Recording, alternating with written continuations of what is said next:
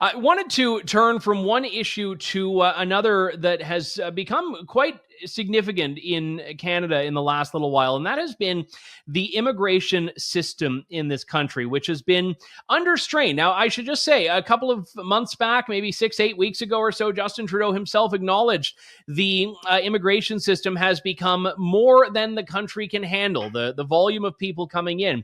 We've had Mark Miller, the immigration minister, talk about this in a very similar context with an influx in international students.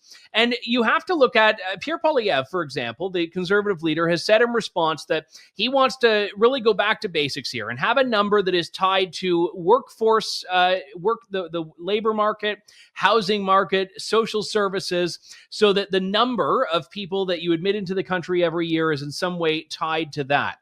I'd be remiss to not point out that there was a recent report showing that the unemployment rate for temporary residents in Canada hit 11% in June. Now, unemployment for temporary residents, this includes foreign workers, international students, asylum seekers, is double the national average. Now, some of these people are educated, qualified, skilled people that can't find work in this country.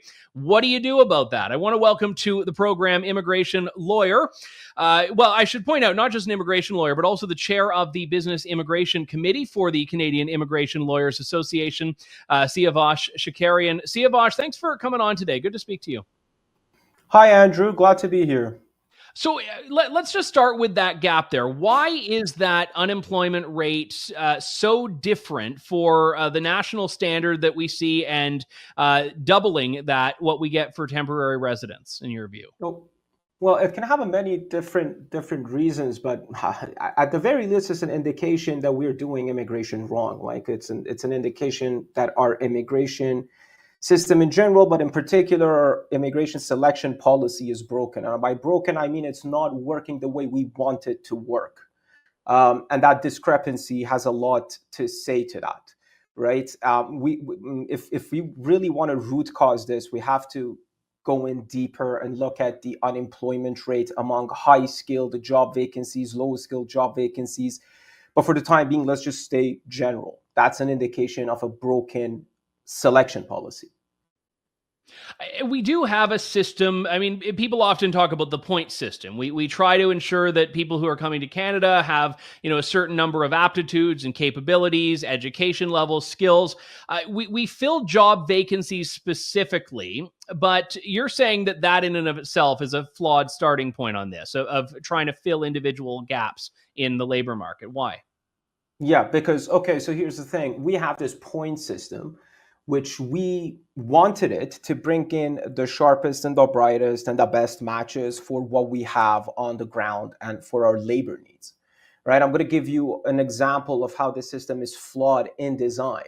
So we say we give candidates a score based on human capital factors. Age is there, education is there, language proficiency is there. But let's take education, for example, right? So we give points for education, but the system doesn't distinguish between a top school like University of Waterloo, University of Toronto graduate and a paper mill college. That's a catastrophe because the employability of a top school graduate is radically different from the employability of a paper mill college. But nonetheless, they get the same points. Same thing happens with work experience. We reward work experience, but we don't distinguish where the work experience comes from. Right? We don't even interview candidates anymore, right? It's just a system nobody sees. So we decide about the future of our country and the future of our new immigrants just based on papers. Explain that. I wasn't aware of that. So work experience is not distinguished based on what you've done. Can you just elaborate on that? Yeah, work experience, we don't distinguish. So if you worked on this highly sophisticated line in NASA or Google, you get the same amount of points that if you really worked, for your cousin's modest operation. So the system doesn't really distinguish. The same thing that is happening in education, right? As I gave you an example, regardless of where you're educated from, we just look at that degree. But there's a lot more to say behind the scenes that we don't look at. So that's why you see, other than this new report that says, okay, we're looking at unemployment rate, but a bigger catastrophe is the underutilization rate, right? So you come to this country, you say, oh, I'm a mechanical engineer, at least on paper, right? But I realize that the degree that I got is really not a good match for the sophisticated market that we have in Canada for high skilled work. Therefore, we see that the Statistics Canada says that our STEM education, that our STEM graduates are 50% underutilized. Or in the healthcare system too, right? 60% of them are underutilized. So 60% of the people who have health-related education are not working in that sector. So we're doing something wrong. Yeah, and there are two issues. I mean, we've all seen the videos, especially from the GTA, where some grocery store will have a job fair, and you've got, a lineup for blocks and blocks and blocks and blocks of people, a lot of them immigrants, new Canadians, temporary residents, that are looking for, what's, to be frank, lower paid service industry work. But you're talking about another aspect here, which is people who are qualified, educated, people with engineering degrees still can't find work themselves. And that to me is the ultimate in setting those people up for failure. If we as a country are admitting the guy with an engineering degree or the woman with the medical degree or nursing degree, and we can't find a job for them, then what's the point of it? Exactly. There are two sides to this story, right? One side is you see queues for low-paid, low-skilled jobs. You see a gig economy that is just, booming. And on the other end of the spectrum, you see qualified on paper, underqualified in practice crisis, right? So I'm sad to say, but we seem to be doing everything wrong, right? Because if you look at the low-skilled one, there's a catastrophe there. Because if you look at the statistics, right, we say there's this topic. Okay, what are we going to do about the work that Canadians are not willing to do, right? That's a topic of interest when we get to these. We're saying, okay, so for those kind of work, we have to bring in people who are willing to do the work. But if you look at the statistics, we see that the temporary foreign worker program that we have, at least based on the most recent announcement that IRCC had on curtailing the temporary residence, we see that only 9% are coming from that program. 60% are international students, their spouses, and international students who are on PGWP. So here, in reality, is what we're doing. We're promising prospective international students, like, come to Canada, get top-of-the-line education, find the best work possible. They come here, we exhaust them of their resources, and I mean mental and financial, only for them to realize that the education that they got is not going to get them anywhere. So they have to go to the economy, to the gig economy, or do a low-skilled job. So they become depressed, angry, resentful, and we hear stories that, unfortunately, we're sending coffins back.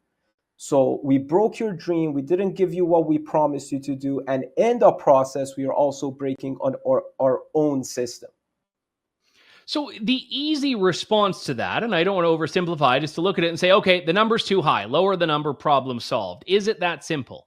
Of course not. Of course not. We've been doing this all wrong, I think, from day one, because we looked at it from a quantitative perspective. Quantity is easy to understand, right? If I'm minister, I can say, oh, number, the more the better. So the higher the number, I get to congratulate myself a lot, and it's easy to understand. But it's much, much more complicated than that. Immigration is not a numbers game, right? It's a very, very complicated issue that quantity, I think, is the... How is it not in a way, though? Because a lot of the economic problems you're describing can be quantified. You have available housing, available jobs, number of immigrants. That is a new... I mean, they're humans, but it is a numerical issue there, is it not? Sure, let's talk about it. So you're saying if we were to say, let's quantify immigration, where does that number come from? And let's agree that for Canada, immigration is not a privilege, right? It's not saying, oh, this is an add-on that we prefer to have. It's our lifeline, right? 98%, almost 100% of our population growth comes from immigration. So we have to do it. So that's there. And now that we have to do it, how many is good? Like, who came up with 1% of the population? Where did that number come from? Are we compensating for our birth deficit? Like, I don't know, we need to get 2.1 per mother. We're getting 1.3 or something like that. So there's a deficit there.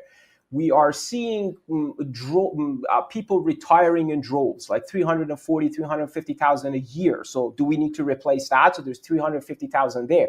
And if you start thinking about it from a purely numerical way, you see that, oh, we need a lot more people that we are currently bringing in. But it's not a numbers game, because We are seeing the crisis right now. Can our healthcare system handle the number we're bringing? Does our housing can handle the number that we're bringing in? So the dilemma is, we need them, but do we want them? And by wanting them, I mean, because we want everybody to win. We don't want bringing people here so they're sad, they can't find jobs, they can get good healthcare, they can find housing, right? So well, and there's also a paradox there, in that you have the government saying, well, we need immigrants to fill construction jobs to build the houses that we need to house the immigrants. And you're like, well, hang on, there's a circular logic here in that. And you're right. So that's fair. The numbers just don't add up if you look at it purely in that perspective. No, they don't. And then that's why I'm saying that it's a much more complicated issue than just the numbers, right? I'm going to give you another example.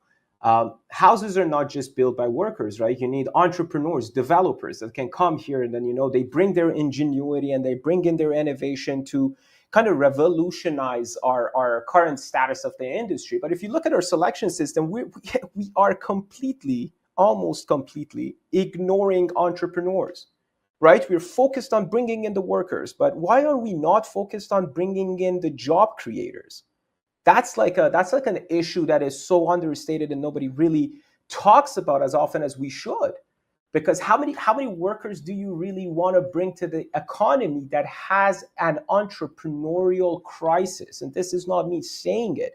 BDC report after report. First of all, they call us a nation of entrepreneurs. The bedrock of our economy is small and medium-sized businesses. So it's entrepreneurs.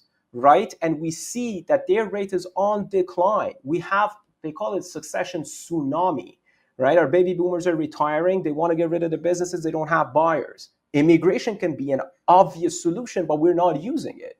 So this is another misguided selection thing that we're doing. We're not doing our immigration policy based on the reality on the ground that we see.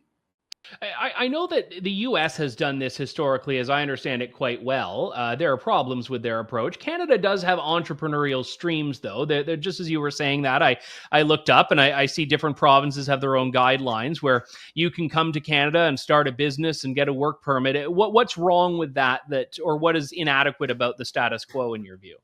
Well, let's take Ontario for an example, right? Ontario had an entrepreneurial stream for business, for entrepreneurs. They closed it down December 2023 with no notice. The reason they said it was the unsuccessful appeal of the program. It was too complicated for no good reason. Why is that? Because the policymakers lock themselves behind closed doors, right? They don't look at the reality of the ground. They don't appreciate that being a Canadian-born entrepreneur in today's Canada is already a difficult task, let alone if you're coming from a different economy. And let's be honest, we're not the top destination for advanced economies, right? Let's not kid ourselves. We are the top destination usually for economies that are much worse off than we are.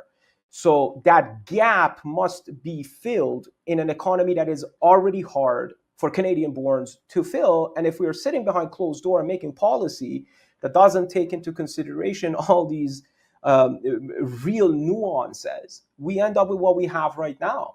And I gave you Ontario as a good example because it's the most popular and the most populous province that we have in Canada. So by extension, you can think about, because all the other PMP entrepreneurial streams, those programs that are designed to target entrepreneurs, were kind of modeled after the Ontario program. It's too much of a burden over the shoulders of a poor immigrant that is coming here with all their hopes, their money, and their resources with too little security, right? It's the way we do immigration, at least on the entrepreneurial stream, on the provincial level, is extremely selfish without regard to the reality on the ground. Again, so it's not just a federal government's problem, it's a provincial government problem as well. What a contrast. We bring in people through all of these streams that end up having trouble finding work, and then shut down the one that lets people come in and to create jobs. Great set of priorities from our government here. Well, it's great to talk to you. A lot to unpack here, and I'm sure we'll revisit this in the future. Siavash Shekarian, thank you so much for your time, sir. My pleasure. Enjoy the rest of your day. All right, thank you. That does it for us for today. We'll be back tomorrow with more of The Andrew Lawton Show here on True North. Thank you, God bless, and good day to you all. Thanks for listening to The Andrew Lawton Show. Support the program by donating to True North at www.tnc.news.